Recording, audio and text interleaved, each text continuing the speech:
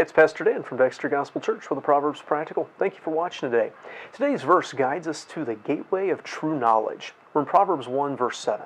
It says, "The fear of the Lord is the beginning of knowledge, but fools despise wisdom and instruction." So God wants to give us wisdom. It's closely related to knowledge. So in the first proverb of the book, after its introduction, he tells us where it all starts, with a certain base level of knowledge, and one specific element of that knowledge without which the rest doesn't mean very much. The very beginning, the foundation of useful knowledge, especially morally speaking, is the fear of the Lord. That's the gateway through which we enter into real knowledge, wisdom, and understanding. Those who don't know God don't know anything. A house without a foundation can't remain much more than a pile of lumber and brick for long. The foundation to all knowledge that will matter in eternity is the fear of the Lord. Now, this fear of the Lord, that's not a quivering terror that God's going to be mad at us or harm us. Rather, it's a desire not to displease Him, not to disappoint Him or let Him down. It's a reverence for God that cares more about what He thinks than what anyone else thinks.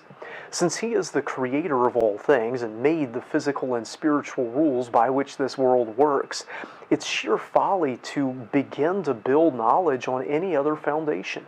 This is obviously true about the spiritual, but it's also true of the moral and even applies to the physical. In contrast to the wise who come to know God as the beginning of their knowledge, you have the fools. The word here is for the perverse, the twisted, the stubbornly committed to their own way. They despise real wisdom and they despise being taught. They may think they know it all, they can figure it all out on their own. They sneer at and scorn biblical godly wisdom, using the world's wisdom instead. The term for instruction here is the same back as in verse 2. It carries that idea of discipline, of correction, for the purpose of teaching. Fools end up rejecting wisdom because they despise being taught. They despise having anyone place limits on them or correct them.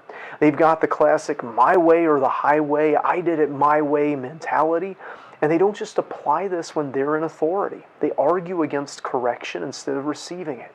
Their favorite expressions will be things like, "No one can judge me, and I don't care what anybody else thinks."